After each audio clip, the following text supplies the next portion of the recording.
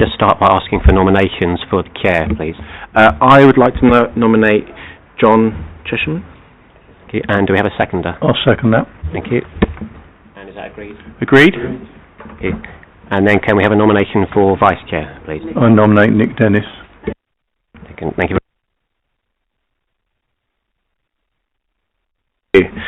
Okay, so we've done that. Are there any apologies for absence? Yes, we have apologies from John Chesshire. Okay, fantastic. The minutes of the last meeting of the 11th of February, do we have any comments on them? Are we happy to approve them? Yeah, happy to approve? Fantastic. Okay, so then we move on to item 7, is that correct? Can we just check we've got any declarations? Oh yes, do we have any declarations? No. Okay, item 7. By the way, I've asked for no presentations today because I thought the papers were all really good and detailed, so thank you to Ernst & Young and to officers for that. So having read them, I came up with a few questions, so I didn't think there would need to be presentations. So for those who are watching online, they're all available on Hillingdon website to read the papers. So we'll dive straight into questions on item 7, which is the Independent Auditor's Report. And yes, so my first question on that relates to, where are we?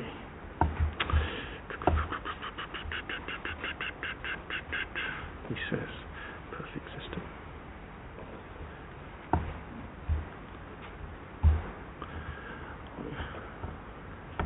Okay. Sorry, here we go. Oh yes, so on page 21 of the agenda item B, which is page 16 of the report, it says, in relation to financial sustainability, we have observed evidence which leads us to conclude that there is a significant weakness in the authority's arrangements to identify and manage risks to its financial resilience and ensure it can continue to deliver services in a sustainable manner, including having inefficient reserves available to absorb its dedicated schools grant deficit when the current statutory override ends. Can you talk to us about what led you to that conclusion?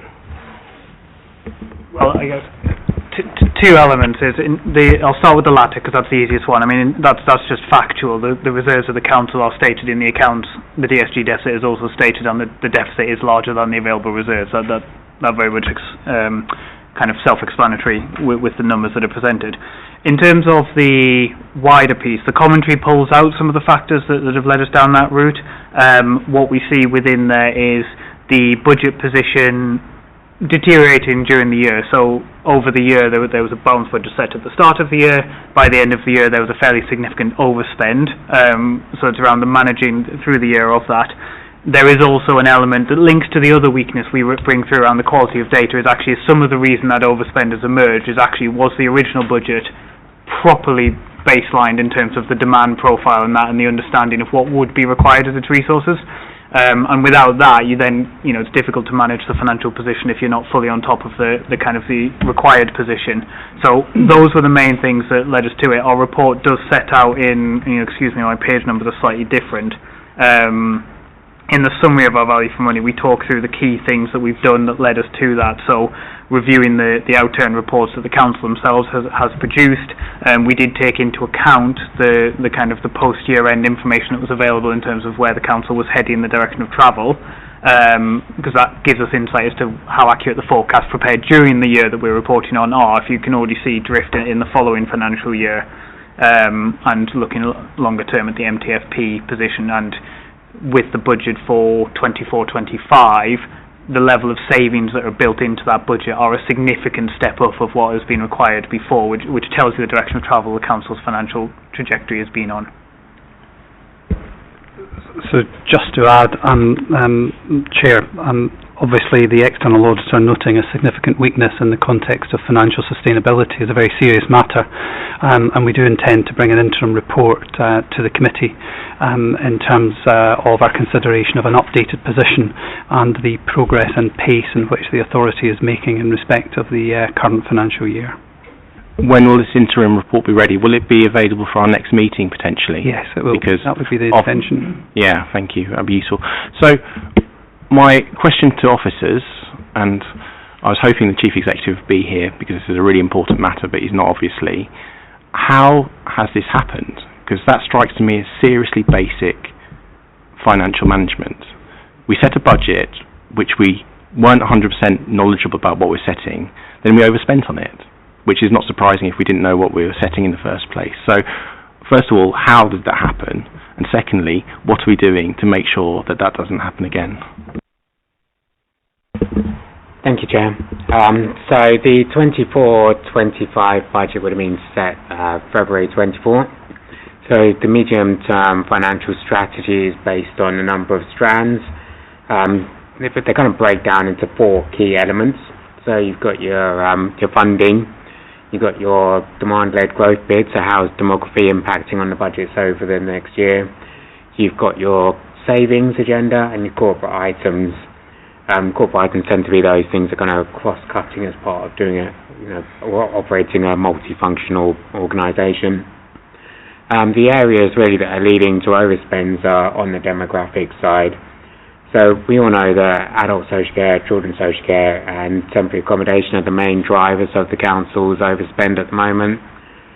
Within those areas we do demand modelling, we look at historical trends, we try to forecast forward how they're going to play out, both in terms of the demand side but also in terms of unit costs, so managing the market. And then you've also got the income side linked to these. So for social care, for example, you've got your client contributions, you've got your ICB contributions to packages of care. On the TA side, it's like your housing benefit. So I think there's got to be a recognition that the DWP have frozen the HB figures for over a decade, so they're not keeping pace with our expenditure. I appreciate that was a known factor. But we are looking at ways to mitigate against pressures, particularly on the TA space. So we're looking at increasing the HRA stock, we're looking at bed and breakfast, we're looking at kind of block contract provisions, we're looking at whether we can manage leases within the neighbourhood basic general fund, HRA. So there's a lot of activity in that space. When we went to February 24 Cabinet, we had done a best, mid and worst case scenario, for example, on temporary accommodation. That worst case was 4 million above what the case was that went into the MTFF. So we had ambitions to try and manage that market, and those ambitions haven't really played out this year. If you look at the HRA side, we were looking to increase the housing stock by 300 units, which would have offset some of that pressure. We've hit something like 270 to 280, I believe, but they've come in at the end of the financial year. So although we've got close to hitting that target, that means instead of having them scaled through the year, they've come in at the end. On the social care side, I think it's a challenge at the moment modelling historic data against future demand. If you look back over the last 5 years, it's very much influenced by pandemic. If you just pick adults, for example, you look at older people, we actually saw at the beginning of the pandemic a big drop-off in numbers, particularly with the older people cohort. That has then led to big increases in other areas. So, for example, mental health, we know, deteriorated during the pandemic. Knowing at what point that kind of pandemic kind of demand is going to stop and level off and go back to your business as usual. It's all very complex, and perhaps we've gone too central case in some scenarios when perhaps we needed to go on the adverse side. Bearing in mind that when you look at February 25, what went to Cabinet and Council, Section 25 statement clearly stated concerns around robustness of estimates. I think it's just a very challenging area to be in the moment for local authorities, and you're seeing more and more local authorities struggling, some of which are well managed. So if you look at our benchmarking data, so for example, if you look at our December 24 MTFS report, you'll see the benchmarking on expenditure that actually Hillingdon isn't we're not an outlier. We're not spending a lot of money on these services. Our issue is actually around the income generation, and our council tax position has actually been fairly stable, although in 24-25 we did see a real slowdown in the growth of the tax base, but largely this is just so many complex pieces to the puzzle, and we do look at those best, mid and worst case, and like I said, there's probably an argument now in hindsight that we've gone with too many mid cases, and clearly we're seeing some of the worst cases playing out, but that's part of the kind of struggles with all local authorities, and we are looking to improve these things. So we have we mentioned in December the Cabinet, I think it was the launch of the Financial Improvement Programme, so we are working with other organisations to try and learn and have our kind of processes tested and benchmarked, so where are our weaknesses so that we can kind of get under the hood of that and try and improve it and make things better going forward. Thank you. So I think what's important to us as an audit committee, and the committee can correct me if they think I'm wrong, I mean, we welcome the fact we're going to get an interim report from the auditors, but we really need a proper report from officers about what's happening, how a risk is being assessed, and what the different scenarios might be. I appreciate some of that might be confidential, so some of that might need to be a part 2, or you need to express it in a way you can express it in part 1, but we need to have confidence in those systems and processes. And we can't have confidence in those systems and processes unless they're laid out to us fully. So we have a meeting in 3 months' time, I think, at the end of August. So would you be able to lay those out to us? You know, obviously we can discuss how that might work, but I think as an audit committee we need that assurance, don't we? Do we? I'm getting nods on that? Yeah, so a paper from officers about risk assessment and how we're making sure that we're understanding our budget, and we're not going to let a situation happen again where we're essentially not in control of what we can be in control with. So does that sound okay? Yeah, thank you, Chair. Okay, that will be very useful for us. And my second question, then I'll pass over to the committee, so sorry, as I have the chairman's rights this time round, I'm going to maximise that, is related to page 22 of the pack, or page 17 of the report, and this one's about governance. Again, it says, we have observed evidence which leads us to conclude that there is a significant weakness in the authority's arrangements with regards to the way the authority records, processes and reports on the information it holds, which undermines the ability of the authority to take proper informed decisions, manage its risks and meet its statutory deadlines. And then on the next page, where are we? It goes on to say, in conclusion, these matters are evidence of significant weaknesses of arrangements for financial stability, and governance, specifically how the authority ensures that it makes informed decisions and properly manages its risks.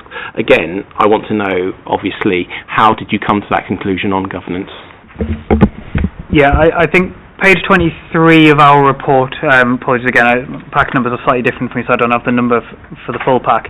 That sets out the basis of the conclusion actually for both of the weaknesses that you've highlighted there, but on this one specifically there was 3 main things we pulled out as driving that.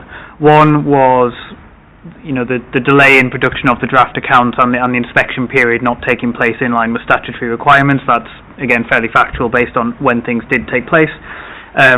Internal audit, in their opinion, for this financial year, obviously offered a limited assurance opinion, but within that highlighted specifically poor data quality and reliance on manual records as sort of some of the key factors driving that. So that was in our mind.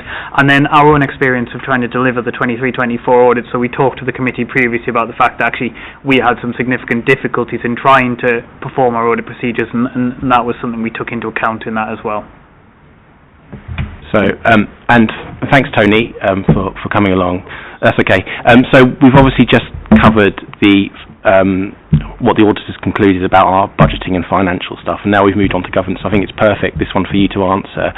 As a committee, we want to know how that happened and what is being done to make sure that we improve on what the auditors found. Okay. Apologies for being late once more. So, I think in terms of how it's happened, sorry, I've got just sort of caught up, just opened the papers, but I'll assume I know what we're talking about. It's about the failure in governance that the auditors found. Okay.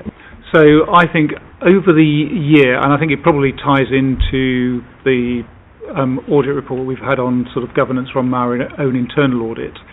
Over the year,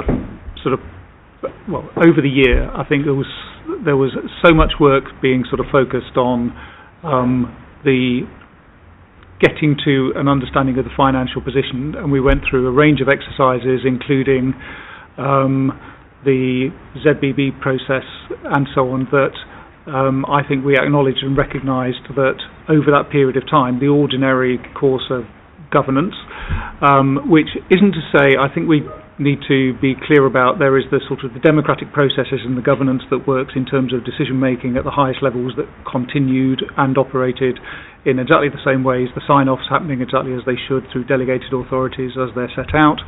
But I think the governance in terms of, if you like, the sort of officer decision making through the routine meetings that we would ordinarily have through CMT, SMT and sort of further down into the organisation became so increasingly focused on using that time to do the work on the financial situation that that actually it would be sort of exactly as the internal audit found, that was a fair commentary on areas that we needed to improve, and we put those plans in place. If I may, a sort of neat segue into something I was going to raise anyway. We've on the back of a range of let's call it sort of observations that we've had from our internal audit. One that we asked for a little while ago on our financial governance through from Grant Thornton, called sort of 5 Pillars Review, which is their routine sort of understanding of the organisation and the management of the finances in the council. Obviously, colleagues from external audit and their findings. We've put all of that together now into a comprehensive work stream for, and I'm going to separate it, so there's finances and the financial governance, and then there is sort of all other governance, if you like.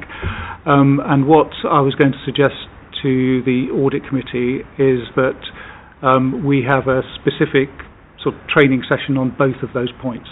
So we'll comprehensively take this committee through both of those areas of work, the expanse of what's being covered and what we're seeking to achieve from it. Because, as I say, there's now sort of comprehensive process underway to address all of the issues. And we've, in terms of the finance improvement part of that, we're partnering with Grant Thornton, because they were supporting us with the Oracle implementation. It made sense that they also supported us on the systems and processes that are actually going to be a part of the Oracle system, if you like. So they're supporting everything in terms of from our finance structure right through to the systems and processes for routine monitoring and our financial planning and so on and so forth. So it's a pretty comprehensive piece of work, and I will seek your views as to whether you'd like me to invite them along to be a part of that sort of training, as well as just hearing from officers of the council. Okay, I think that training sounds really good. Ideally, we'd have it before our next meeting, which is at the end of August, so we can interrogate in public and, you know, get some more sort of assurance in public, but having the training would be really useful. So if that could be set up before our meeting at the end of August, that would be super useful. Sorry, committee, I will stop talking now. Anybody else want any questions? Councillor Mills. Thank you. I think one of the things that always caused most amazement was the speed of change in terms of the running down of balances at the speed which they occurred. Because when one looked at the Cabinet reports throughout the year, we were on target primarily, and then it was a sudden sort of dip. However, and obviously the current finance officer team are no doubt engineering themselves to ensure that some of these things don't happen again. But I believe that one of the things that, 3 things in my mind happened. The council tax reduction scheme did not drop off at the speed in which we originally thought, which again was a sort of pandemic after effect. And we were probably slow to recognise that we needed to change that scheme, which we now have done with effect from this year. So we're probably, in hindsight, a year behind the ball on that one. The differences of opinion between finance and places team on income generation was significant. And I understand officers were flagging up that we have a different set of numbers to which you're presenting, and that in itself did not materialise into a public debate until the ball had dropped and several months had gone past, and therefore income generation was well below and was always going to be off target, And parking charges is one example that I seem to recall. And I think the other area that always causes me concern is in terms of how officers working individually actually get pulled up collectively and checked that these numbers don't match up.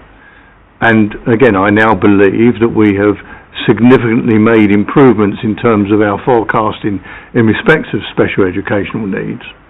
But for many a period, to the point where the government got fed up with us and withdrew, and now I understand they're now coming back into play, but they were saying, Hillingdon, if we talk to one person in Hillingdon, we get a completely different set of numbers than if we talk to another person. Those individuals seem to be acting on behalf of Hillingdon without it being corporately signed off. So I'm not really looking at Andy as our new finance man, but I am looking at you, Tony, as bringing it all together, as to why were individuals allowed to, in effect, quote numbers as gospel, which with hindsight and with audit, well, they weren't gospel, they were at best guesstimates, and not particularly good guesstimates in those three areas. But because they're so significant, they wobbled the boat significantly, which when added in with all the other things that Andy has mentioned, has put us in a difficult situation. And the sudden difficult situation is my analysis from having previously sat on the inside. I was going to look at Andy. No, but whoever wants to answer that analysis. I'm happy to do it. I would say, possibly foolishly, but I think so. I don't disagree with a large part of what Councillor Mills has said, but I think it's also more complex than that, and is probably more about some of the. But let me just address that part of it. I think, and using the safety valve as a good example of that, we have discovered, I think over the last 3 years, the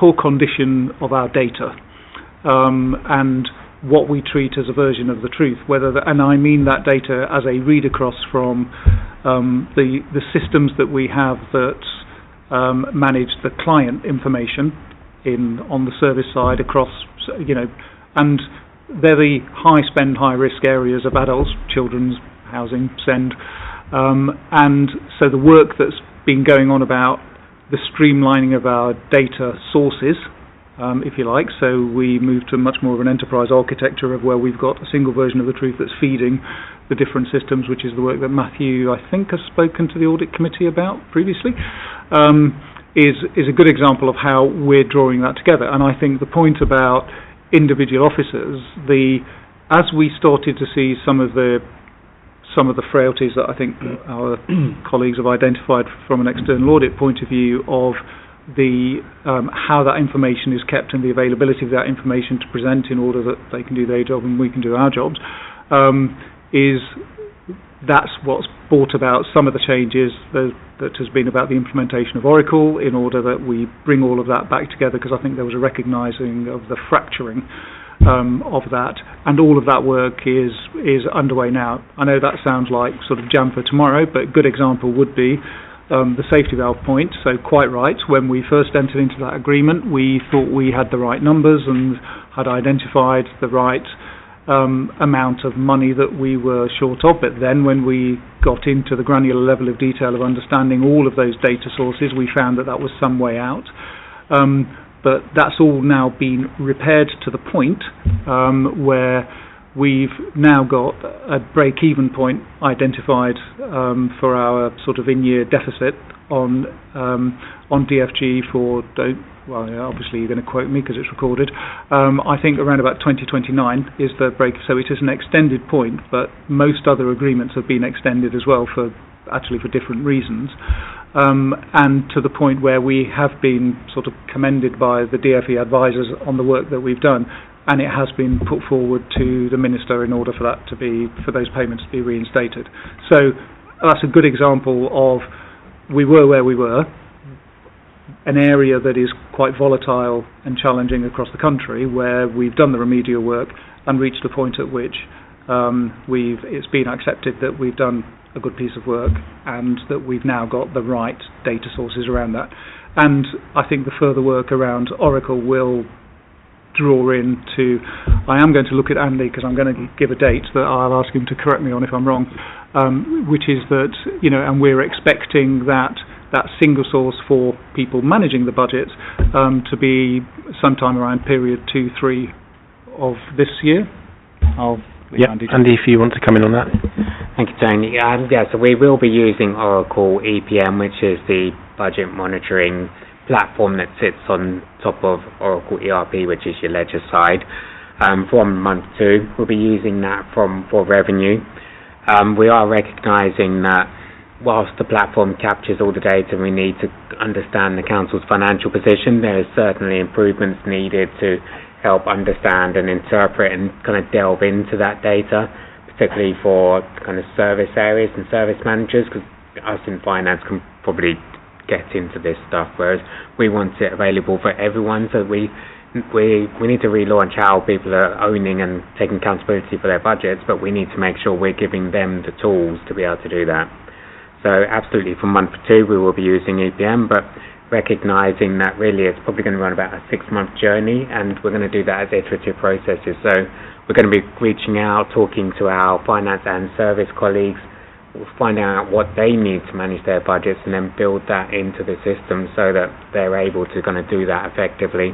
So it's kind of your dashboard reporting, it's how you get into right down to the transaction level, and so that everyone can see that and kind of interpret it.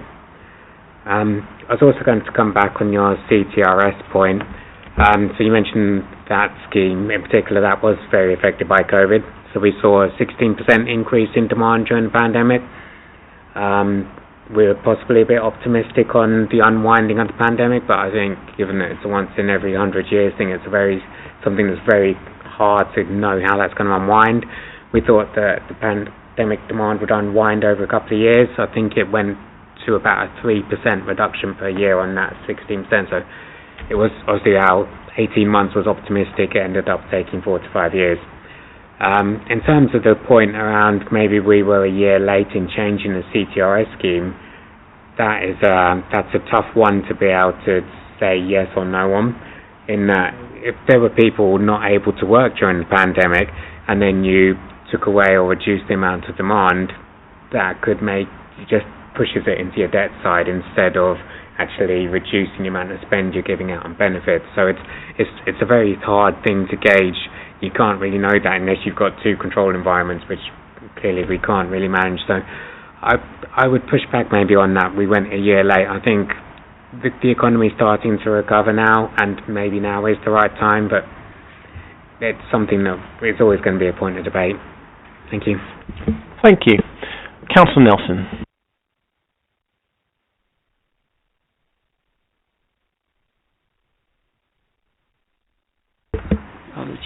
Ernest and Young. On page 7, I don't know what page is on your computer here, on the final audit report, it states that no detailed procedures over the balance sheet were performed as part of the 2022-23 audit. Yeah? And in Appendix B stated that we have tested each of these assertions for all material balance, including the balance sheet of 2023-24. Is this correct? So I think we've got 2 slightly different things here. I'd like to say different. So first thing I'd just like to clarify, given the timelines and where we are, that this was our opinion on 23-24. We're obviously a fair bit on from that now. The first reference you point where we say, we've not completed our procedures, that is where we needed to land under auditing standards. So we weren't able to complete our procedures, therefore we couldn't draw our conclusions on the financial statement as a whole. Auditing standards then push you down the route of what the wording that we use within the audit report there. We can't sort of have a lengthy audit report that sets out exactly every test we completed, what we didn't manage to complete within it, etc. What we did, however, do for the committee within the appendix to this report is give a more granular detail of where we were able to complete some of the work, so that the committee gets some level of assurance from the work that we were able to complete and understands what was able to be completed and what wasn't. But the stand back for the overall opinion was it just wasn't enough to be able to support an opinion on the financial statements as a whole, and therefore the wording that we weren't able to complete our procedures is what we had to go with for the overall opinion. And I suppose it's just worth clarifying that this is just a formality of presenting this final report. This report has been before committee before, so this is just purely a governance piece to close down the historic audit. Thank you. Councillor Bells. Thank you, Chair. This probably moves on from the previous question. It says Appendix A indicates there are areas of accounts where there is too often no assurance. Only seems slightly better than in your previous report to Audit Committee. To what extent was the failure to obtain assurance due to a lack of verifiable information and data, and to what extent was it due to inadequate resources in the Hillingdon Finance Directorship? So it was obviously a combination of all of those factors. Within the report, as we've talked about already under the Chair's question, we've talked about the fact that actually one of the things we felt was there was a bit of a significant weakness in the data quality, and that came through in the quality of working papers that were provided for audit, some of the supporting information that was available. And what that meant in practice was it just took us longer to try and do our procedures than it should have done. That obviously plays into the ability to complete them within the time frames that were imposed by the backstop legislation, which set a deadline of which it had to be completed, albeit for reasons that we previously talked the committee through. The council did actually go beyond that deadline by a little bit. The extent to which the quality information or the capacity of the finance team, where the line is, it's very difficult for us to kind of draw that line definitively and say it's this much of that, it's that much of another. Capacity challenges within the finance team may, for example, be a reason why working papers come to us not quite in the standard we would expect, because the challenges there in producing them to the standard we needed, to the timetables that were necessary, but we wouldn't necessarily see that. We just see the end product, so I'm not able to advise on extent, but I can say I think it's been an acknowledged factor that capacity was one of the elements of what led to the quality challenges, and within our value for money commentary we do refer to that as well. Thank you. Go on, 1 second. Alright, and also pages are a bit mixed up, but there's an indication that you're unable to complete procedures due to gaining assurances that there are no misstatements due to fraud or error. Specifically, if you were unable to complete testing of journal entries and other adjustments. Can you explain why and how this can be addressed, as presumably similar problems will apply to the 2024-25 accounts? Yeah, so I mean, journals testing was one of a number of procedures that we were trying to complete. The challenges within that one was actually the back end of the process. So we did manage to get support from the council for the journals that we picked, but relatively late in the process, and then the constraints of the backstop date and getting it through all of our internal review procedures wasn't possible, unfortunately, before the backstop date, and the need to kind of draw a line under it, in part to be able to move our focus and the finance team's focus onto the following year and make sure that actually we're not starting significantly behind and we can start to get back on track and work towards rebuilding assurance. With regards to journals specifically, I don't think there's a specific factor for journals that's any more different from the rest of the accounts areas we were trying to look at. I want to be clear for the committee, we didn't find something that we kind of felt, well, actually that indicates a significant problem, we just weren't able to bottom it out. Kind of our testing didn't throw up anything. If it had, we would have reported that to the committee.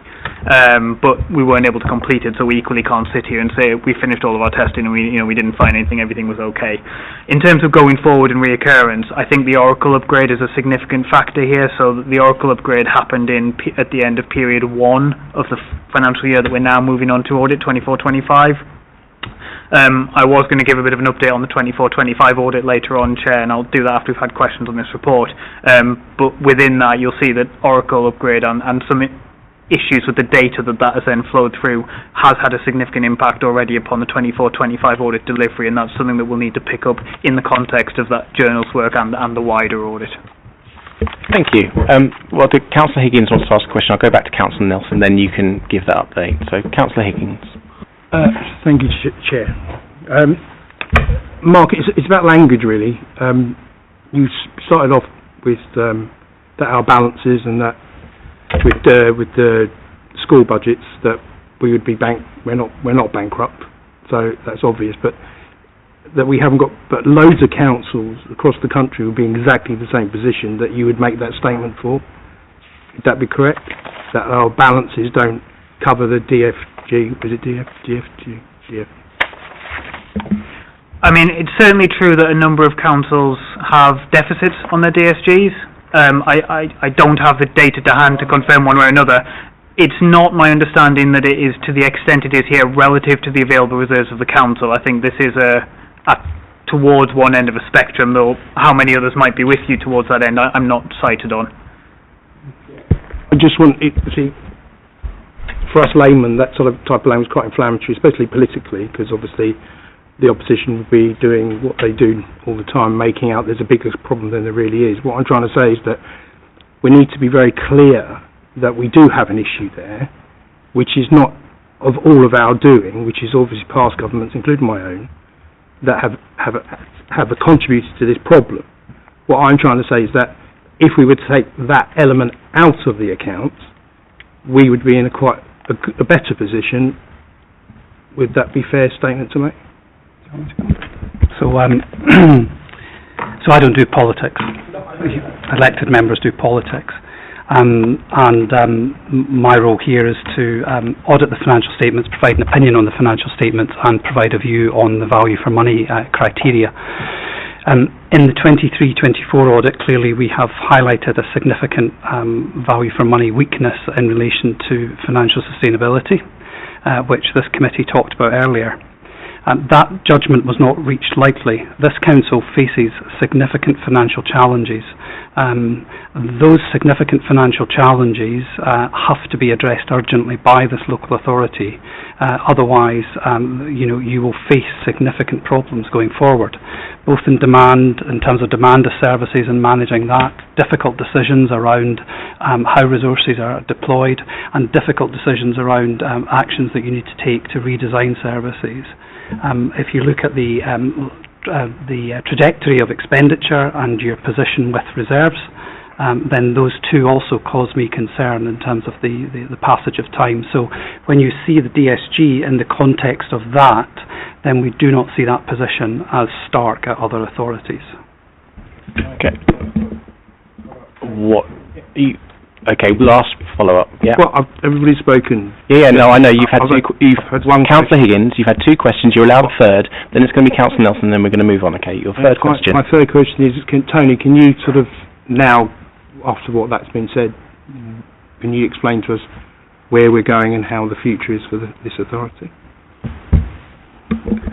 So the most straightforward response is that we have set a budget and a course of action that we're seeking to stick with. We have never shied away from the scale of the challenge that we have, and absolutely recognise and acknowledge, and we've had conversations to that end, and we're in the process of obviously working through the closing of our accounts to see which informs what the first periods of the new financial year look like, and we will, as all good authorities will, as we start moving through to certainly the first quarter and thereafter, be taking a judgment on how and where all of those plans lie.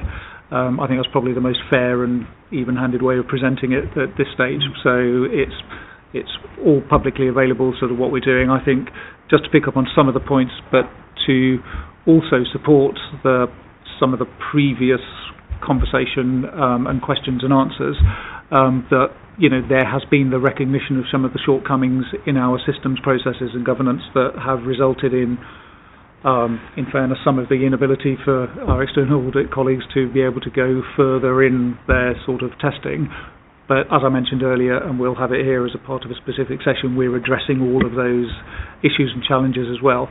My point behind mentioning that is that we will have a much clearer view of where we are sooner than we would have had we not been addressing those allied issues. Thank you. Councillor Nelson. Thank you, Chair. Ernest and Young again.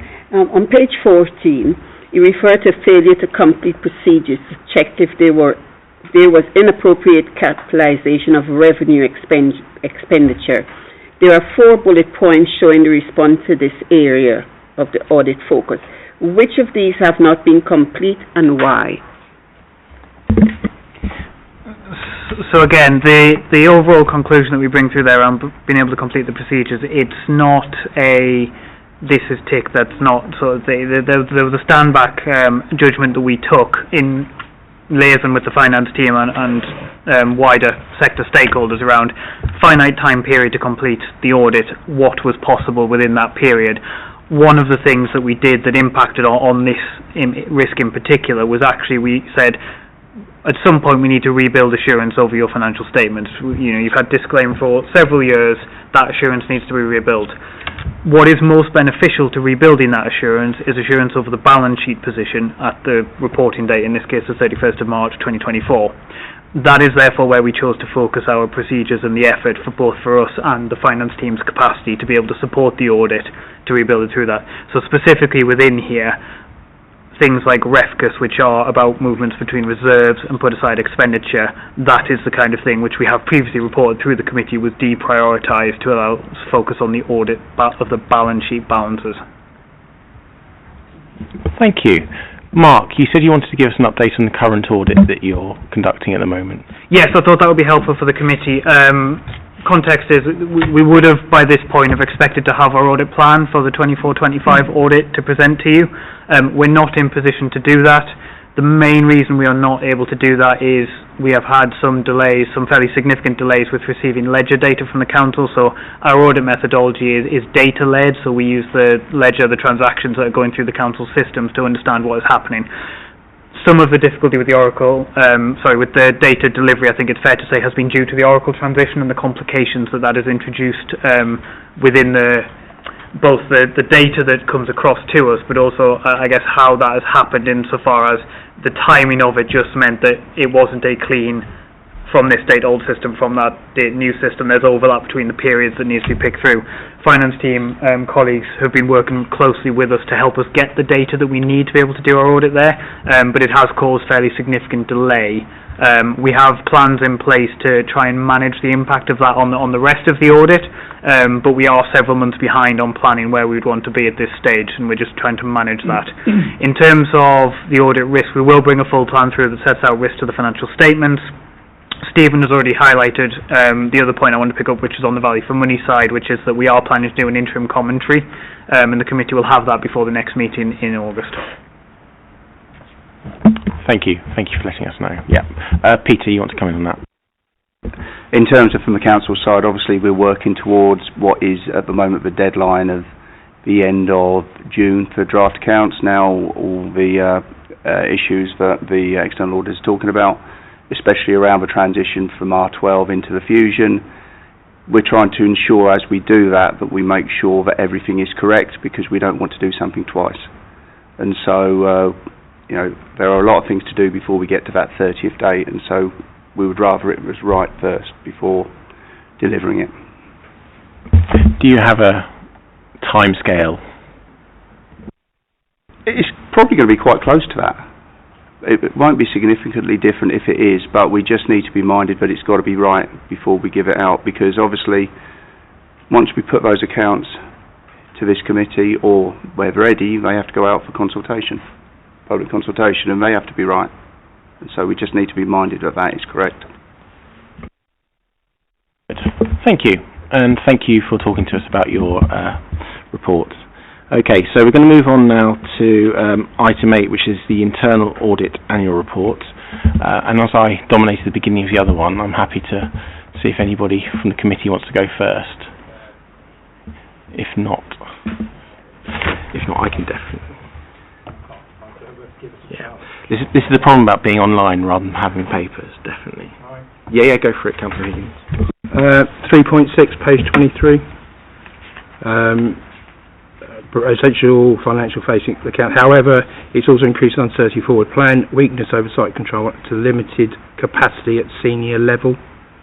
Can someone explain that to me? So this is in relation to the sort of governance arrangement, so similar to what Tony was talking about earlier. Obviously, throughout 24-25, there was a lot of work going on with the ZBB, Star Chambers. All of that work obviously takes time. That doesn't happen instantly. It does take time out of, heads of service, CMT's time, and therefore we had to focus on that, and rightly so, we had to focus on that. It was very much a big a change, but that's what I'm referring to by capacity.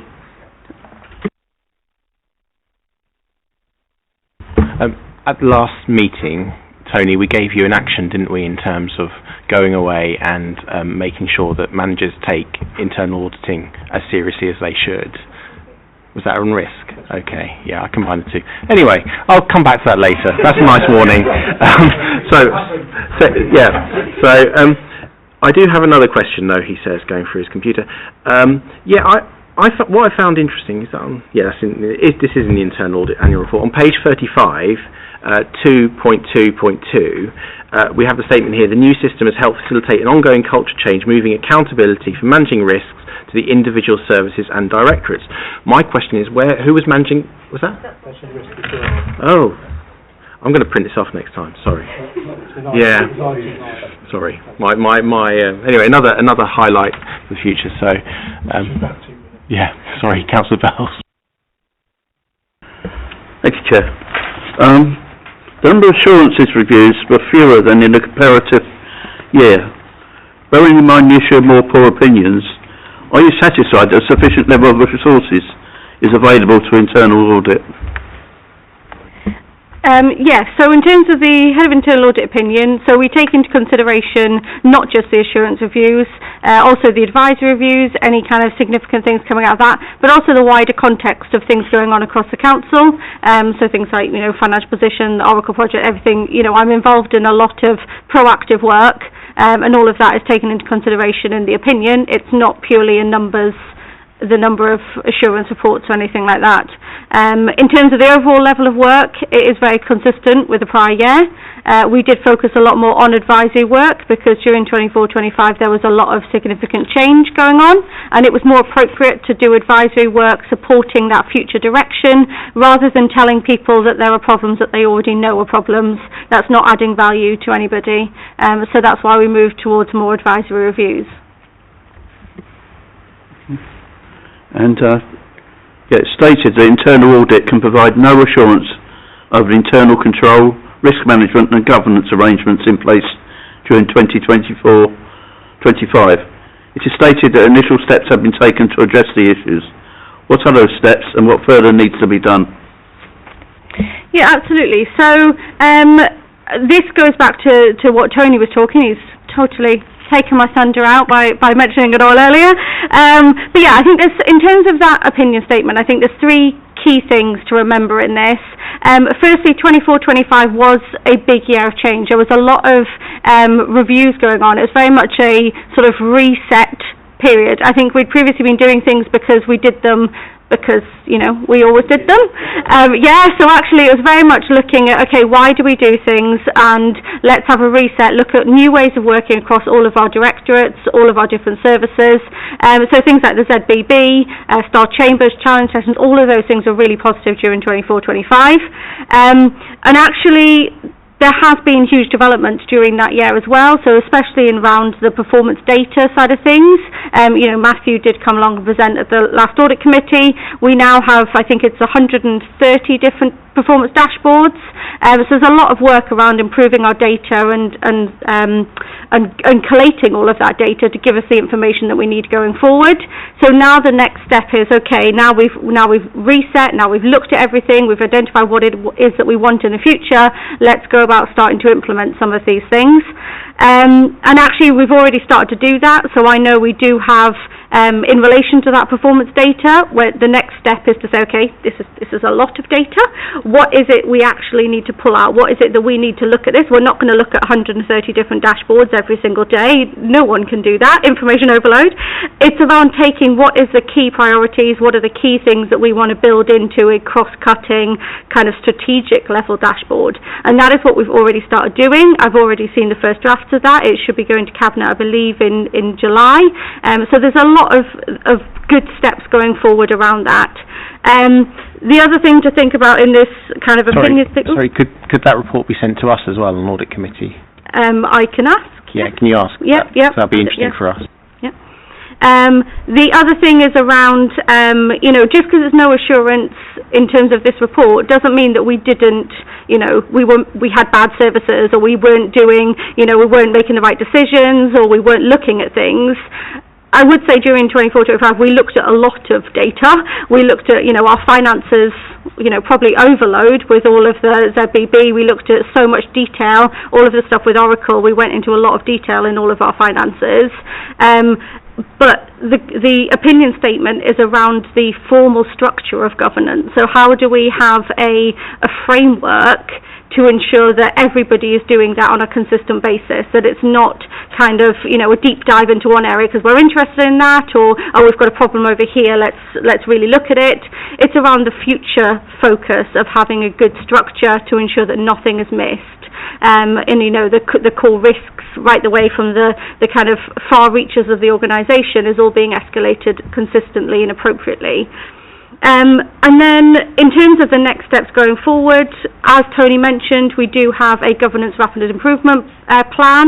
I was going to suggest, as he mentioned, about coming and presenting that, inviting Tony and potentially Matthew along to come and talk about that. There is a lot of stuff in there and a lot of rapid change happening. It's very much a focus, and as an auditor, I like evidence, so I would say there's a lot of things happening, but for me, obviously, I need to wait until that happens. I would expect, this opinion to be better next year once all of this stuff is embedded, but I'm not gonna say that until it actually happens.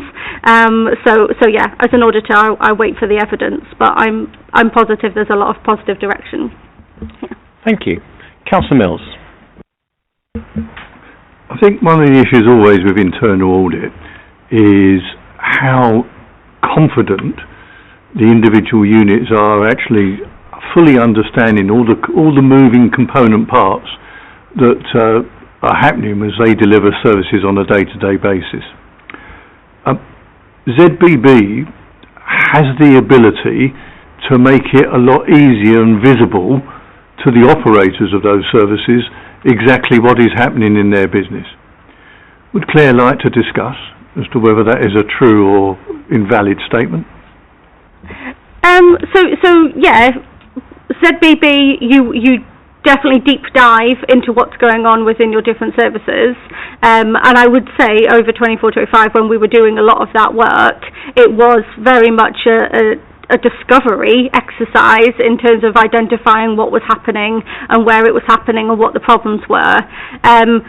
The next stage is how do we fix those and how do we take that learning to develop our new ways of working, in particular around collaboration, so how do different services work together. And I think we needed to do that identification of what it is and who's doing what to really start mapping out some of the better ways of working.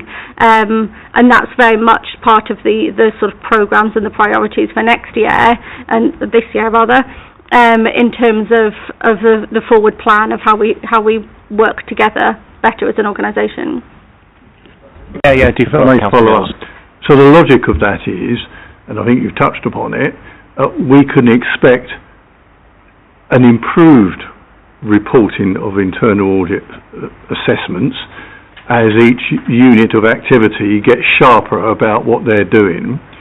But I suppose my real follow-up question is, do we believe we have finished ZBB, or do we believe that we've only finished the beginning of ZBB and there's actually another round of depth still to be gone through to get the full benefit of totally understanding all the moving component parts and what they cost us, what is the frictional cost of providing a service because we do it this way, as opposed to what could be done? So I didn't sit on every ZBB. I can tell you my opinion of what I did and what I was involved in. I do think it's just the start. I think it was an exercise to identify, what was going on and who was doing what and new ways of working. There is definitely more learning that we can take and more things we can look at going forward and more projects that we can set up around, identifying new ways of working and improvements. there is always going to be improvements. You know, I would never expect anything to be perfect. You're never going to get a perfect head of internal audit opinion, because there is always things and risks that emerge. In terms of, you know, do we expect to see a better internal audit opinions, I can't say that. You know, I don't know. We haven't looked at things yet.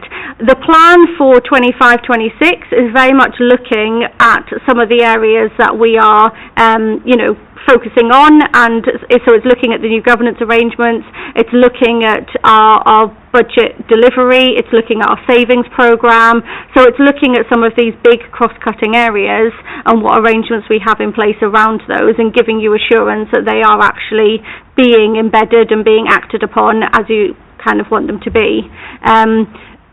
I hope that they will be. As an auditor, I'm not going to give an opinion until we actually look at them, so I don't know. We are eager and waiting for our notes in the future. Tony, on the ZBB point that Councillor Mills mentioned, I mean, do you have any views on that? So, in danger of stepping outside my pay grade into political policy decision making, but I'll do my best not to. So I think, let's be honest, if we were doing ZBB to the rule book, then we would have taken an approach to almost like cash building our services, if you like, on the basis of the cash that we have to provide them. In fact, what we did is we looked at the efficiency and effectiveness of those services without those sort of wider parameters, if you like, so sort of accepting those circumstances being as they are. The work that we're doing now, with the understandings that we have, that will improve the value for money, if you like, of each service area, because what we did is we looked at areas of where there was, I'm going to say waste, which is unkind to people that have been doing a good job, but it's waste within the context of different ways of doing things. So you can find new and different ways of doing things, and then you need to go through a process of sort of engineering the service into doing those things. So that's really what, so the ZBB wasn't what, if you looked up in a sort of a dictionary or finance dictionary, and I'm in danger of being surrounded by expert finance people here, but you know, you wouldn't see what we did as an exercise. I think, in fact, what we are doing now and have to do is, so we are a ridiculously complicated business, but actually it's really simple. You have income and you have expenditure, and you have to find a balance between those 2 points, really. And the expenditure point is about the services that we provide, which is a combination of the extent of them, the number of services, but also how you provide them. So officer job is to do our best to get the best in class, if you like, about that part of it. Clearly there was a policy decision about income, because that's related to local taxation and all of those sorts of things. And I think it would be fair to say the position that we're in is looking at the balance we have sort of between those two things, and there being an agreed way forward. But ZBB has been one of the building blocks, I think it would be fair to say, in the understanding that we have of the services and what we need to do, but it wasn't a zero-based budgeting exercise in the way that you would expect to see that. I think it would be fair to say. Sorry, if I may, just on, so just given I'm treading all over everyone else's roles, I'll carry on with Claire's. That I think the point about whether we would expect, what we would expect to see from the next audit, I think if everything were being presented as, you know, it's all kind of tickety-boo and this is all assured, I think we've probably done something wrong, because we need to make a significant number of changes to things, and that's changes about the way that the roles that people have, how they do them, and the outcomes that they're achieving. That will bring with it a level of friction that will bring about some of those tensions that result in challenges for people leading services and taking them forward, which can result in sometimes, you know, the outcomes of different audits having challenges, because as usual in any massive change you get champions, you get blockers, and you get those indifferent in the middle, and we need to work through that over the next year. As Claire said, it's been a big year of, I think, discovery. We're in a big year of delivery. And that's going to bring about, as I say, some of those tensions and frictions, I think. Thank you. Councillor Nelson. Thank you, Chair. Claire, the number of amended review listed in Appendix B seems very large. Can you confirm that each of the replace items will be reviewed in the next year? If not, why? And what was the alternative assurance utilisation of the housing stock? Yeah, so I'd expect there to be an awful lot of change with the internal audit plan. I've always said it needs to be flexible, it needs to be fluid as new risks come on, a new source of assurance, you know, we appoint other source of assurance. You don't need internal audit to tell you what someone else is telling you. So it wasn't a surprise, the number of reviews that did get taken out and new things put in. So in a lot of the cases, things were put in because they were a bigger priority. So as new risks emerge, we say, okay, this now needs to be looked at.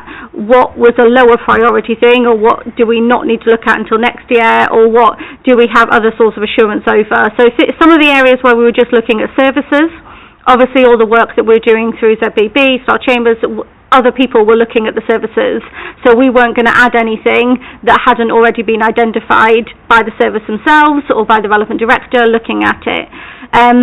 Some of those areas that we took out, we do still have in the plan for 25-26, so things like the cabinet engagement is still in 25-26, corporate policy procedures are still in, transformation programme, we're now looking at the savings programme and a lot of the stuff that's happening around savings instead. So it is quite flexible. So things like budget setting, we looked at budget monitoring instead of budget setting because there was a lot of work going on with setting the budget for 25-26. So we looked at budget monitoring and how the Oracle project was working in terms of people monitoring the budget through that. We now have budget delivery in the plan for next year, and also the savings programme in the plan for 25-26, sorry. In terms of other source of assurance, so yeah, if we've had other people coming in, so when we've had external consultants coming in, so things like the Oracle project, we're not going to add anything, or we're just going to duplicate what they're looking at. We do engage and say, okay, is there something that we can look at, you know, on the fringe? Is there a way that we can support this? But we wouldn't duplicate. If there isn't, that's okay. We will look at getting their results and engaging with them to find out what their results are, but we wouldn't duplicate their work. But yeah, so the other areas, so like the housing regulator kind of looking at stuff, then we probably wouldn't look at that. Some of the things, so in terms of the utilisation of housing stock, there was a change of senior leadership within that, and they did an awful lot of work looking at that themselves, in which case we weren't going to add anything. We weren't going to tell them that anything they didn't already know, and we also have like the housing regulator in looking at that sort of stuff. So we are still doing an awful lot of work around housing, but that particular review we took out. Yeah. Stephen, you want to come in on this? Thank you, Chair. Yeah, it's in relation to paragraph 311 and the overall opinion by internal audit. I suppose just to put on record my view that I do view this as very significant and very serious. Rarely in my career have I seen an internal audit opinion with no assurance, and notwithstanding the improvements that the officers have talked about in the future. It is a very significant and serious matter that no assurance can be provided over the internal control, risk management and governance frameworks in this authority. Yeah, no, I completely agree, which is why we've asked for obviously information before our next meeting to make sure that we are assured that things are on track, because, yeah, no, when I read that, I had the same reaction. Okay, I'm going to move on to the next paper now, which is the Risk Management Annual Report, and everyone knows I've got 2 questions on this, so I'm going to go with my first one.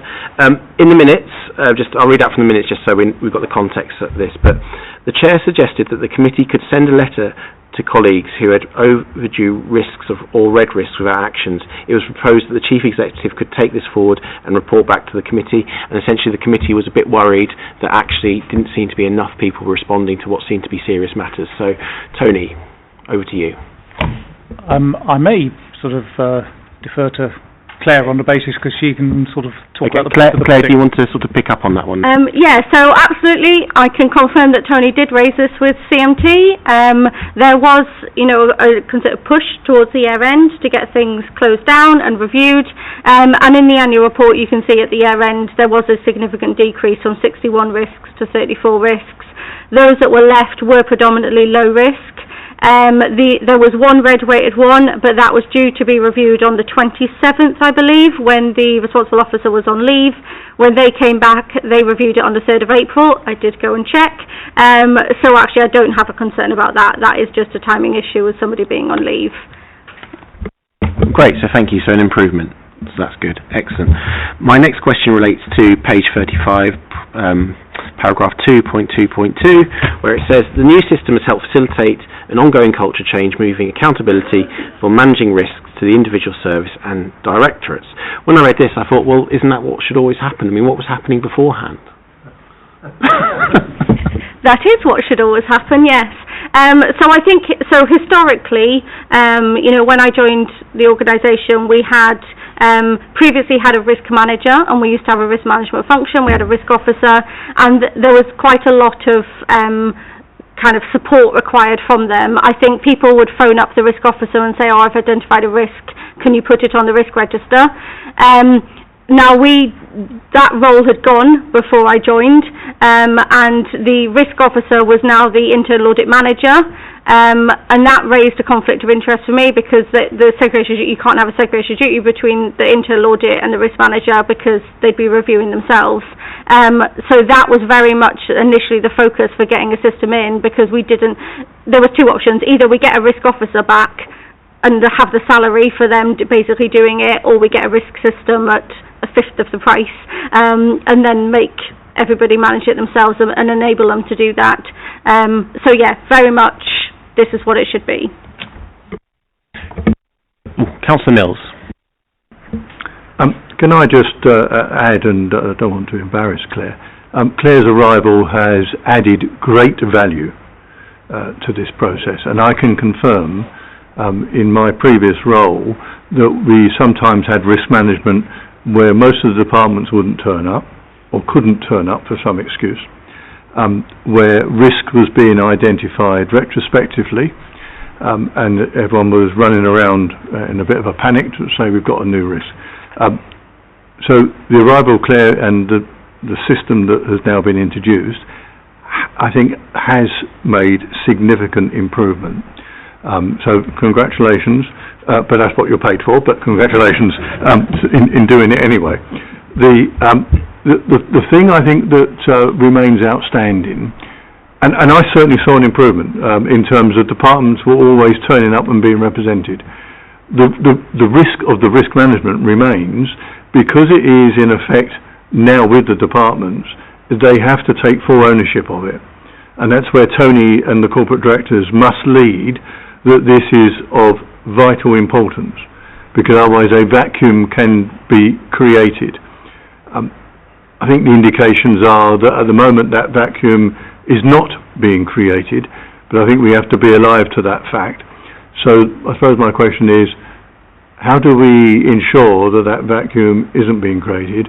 Because it isn't just about Tony saying to the corporate directors once, it's got to be part of the day job as long as everything else.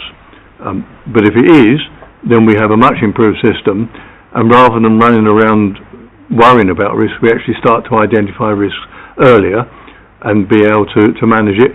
And that's where that brings Alex into focus, in terms of it gives us the opportunity to avoid obvious fraud, because that's the downside of not understanding your risk, is that people take advantage, and then Alex has to go around and try and cover it up, and not expose it. Sorry, wrong word. Expose it and introduce better systems. What cover up, So yeah, absolutely. So two things. Firstly, we have now established a new corporate governance group that came in towards the end of the year, and their focus is on our governance arrangements and the oversight of our governance arrangements. And one of those things is looking at our risk register KPIs on a regular basis. So at least quarterly, before the end of the quarter, they will be looking at, okay, which directorates and not all services are not looking at their risk register, and go and tell them off to constantly keep that culture change and that kind of, stick of telling them, look, you need to be addressing this. Risk has also been included within our performance dashboards, so the dashboards that are being developed for Cabinet, for different directorates, all of those dashboards, risk is now, it's being developed to feed into it by our business intelligence team, because I attempted it and I'm not technical enough. So our business intelligence team are taking all the risk data and feeding that into there, so people will be able to see their KPIs.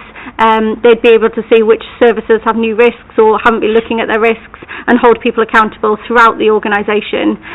So yes, there's going to be a lot more monitoring on a day-to-day basis around risk.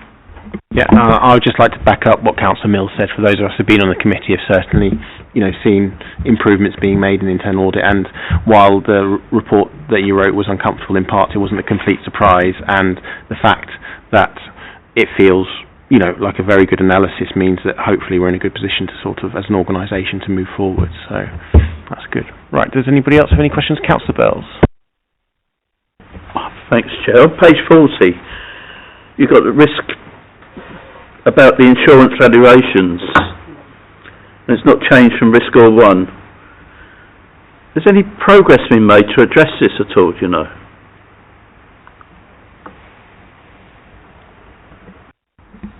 So this was put on, so quarter 3, wasn't it? And then still on at top level at year end. There is focus at our asset governance board, whatever it's called.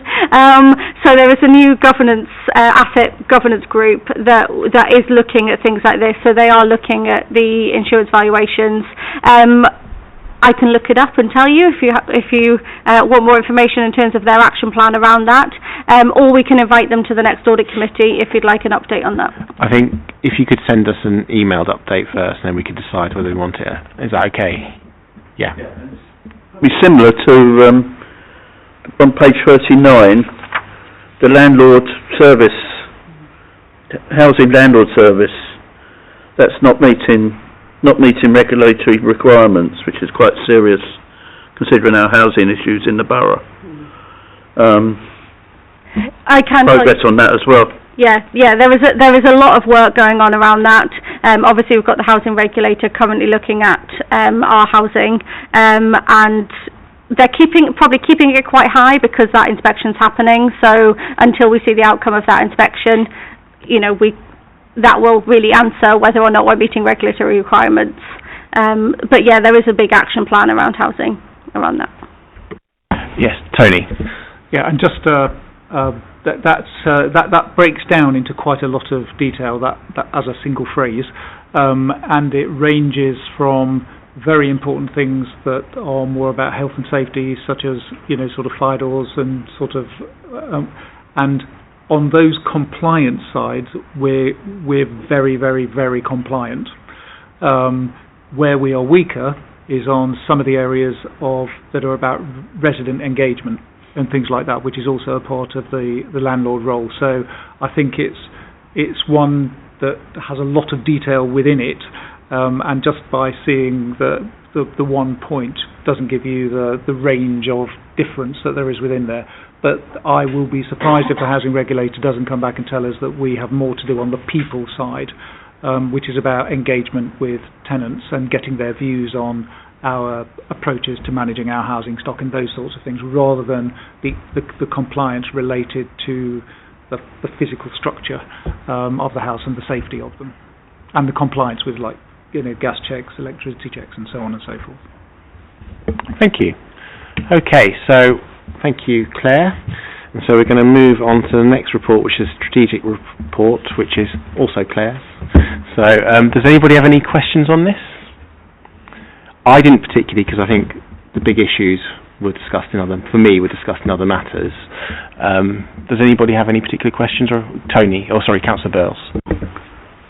Thank you, Chair. Just on the one thing, on number 6, ability to deliver a balanced budget in the short and medium term. Says the review date due by 20th of February 2025 has been undertaken. If so, what was the result? If not, why? So these are our strategic risks. They are on our risk management system. Members of CMT own these in order to update them. I can tell you that CMT looked at all of these risks at the year end in terms of updating them.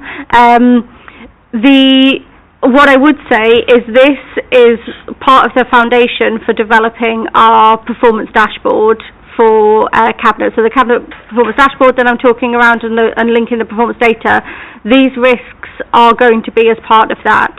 So all of the performance data and things that we're developing for that is all linking back to this. So this will probably look very different and will probably be more like the dashboard going forwards. That means that it's going to be something that members of CMT will get far more regularly, so it wouldn't have a risk review date kind of, once every quarter. It will be something that they're looking at proactively on a constant basis. So I'm sure that Tony doesn't just look at whether or not we're balancing the budget once a quarter when this comes round. I'm sure he's looking at it far more regularly and looking at those, managing this risk. So, yeah. Thank you. So we now move on to the counter fraud strategy report, or annual report. So, Alex, so obviously I want to highlight almost £11 million of savings made by your team, which we do really appreciate. My question is, an interesting report about what you did over the last year. I mean, do you think there are other areas you want to sort of expand the work the counter fraud team do, and other areas where we think we can be getting even better value from? Yeah, thank you, Chair. I think there's more to do. I actually say that in the report. Looking forward, and I've said it to CMT as well with Tony, I really want to increase our activity in adult social care. It's obviously a large ever expenditure, and therefore, by nature, it has the potential to have elements of fraud within that. The annual plan that I brought to the last committee meeting, if you remember, had a lot more adult social care activity in it, so we've now got some dedicated projects around direct payments and commission care. So that's definitely one of the biggest areas of focus moving forward. I also believe we need to, if we go back a few years, we did quite a lot of work in children's as well, around Section 17 and UASC. But with the pressures that have been on housing and the demands, we've kind of pivoted a lot of the resources into that direction. I think we've got a structure now that I believe we can actually do it all. So that's the plan for this year, is to be more heavily focused within social care.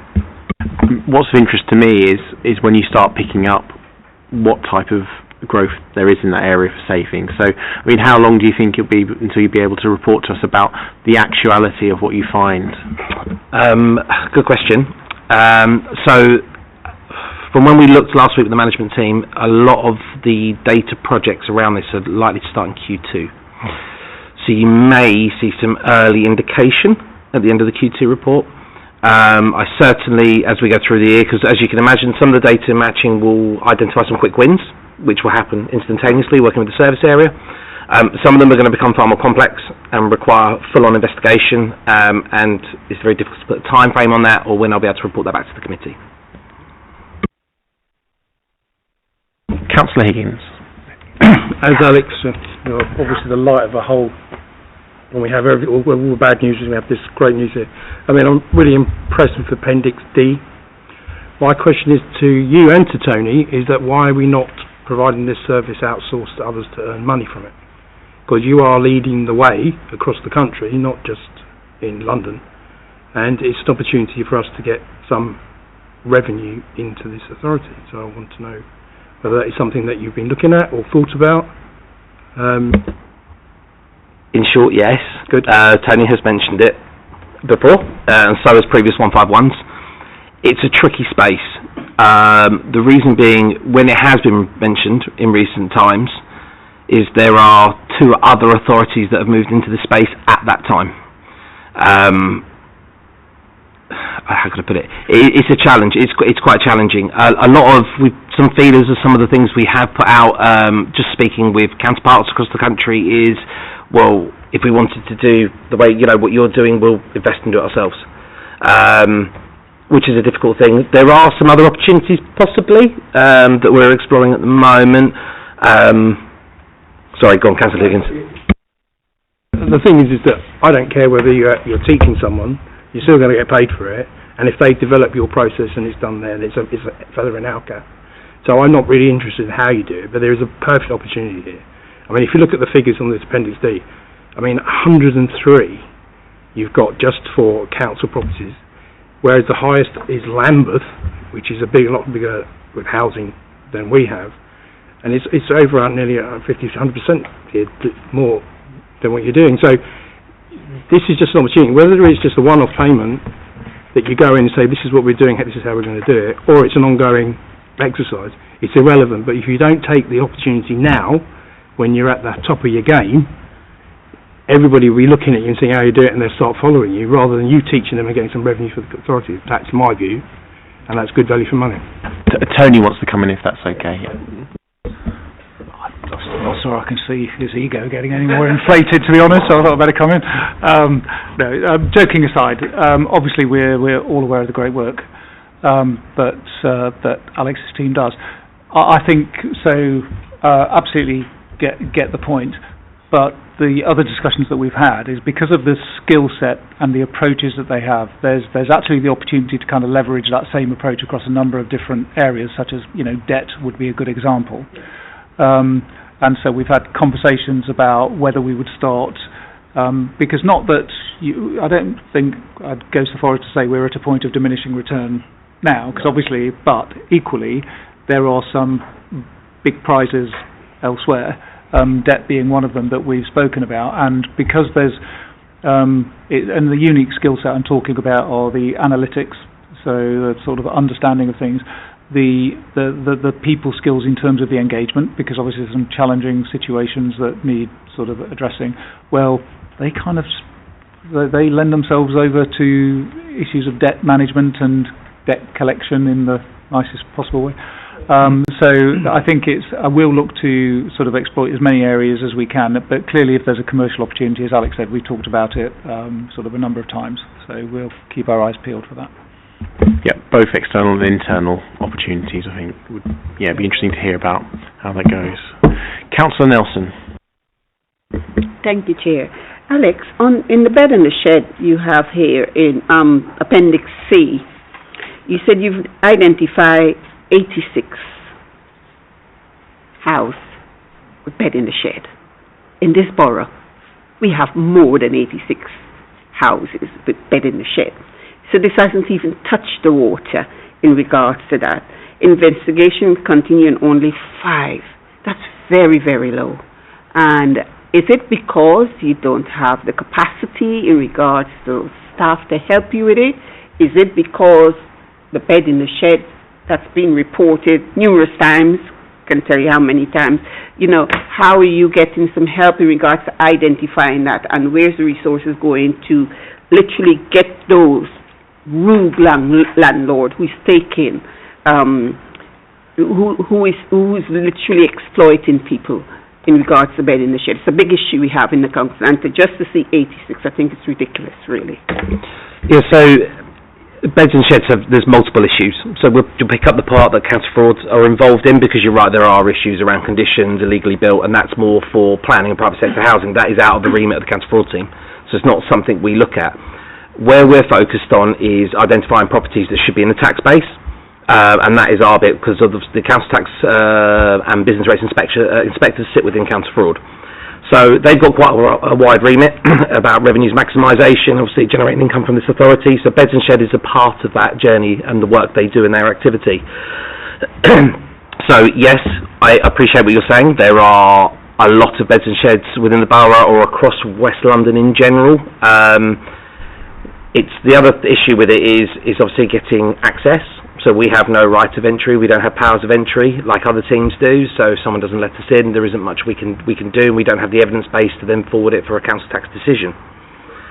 It is going to be a little bit more of a focus this year. Funny enough, Councillor Nelson, I've already spoken to the management team if we can increase our activity in this area, but what I don't want to do is to decrease it in other things such as our billings for business rates. As you've seen, it's quite a few £1 million that we present to the committee every year, so it's a juggling act with the risks to be able to meet all the needs. Thank you. Excellent. Is that everything? Yep. Okay, well thanks, Alex, and obviously can you take our appreciation back to your team for the great work they've done throughout the year. Excellent. So we move on to the work programme. Obviously I've added a couple of things to the next agenda item, so I shall never be allowed to chair this meeting ever again, I'm sure, and John will always be here.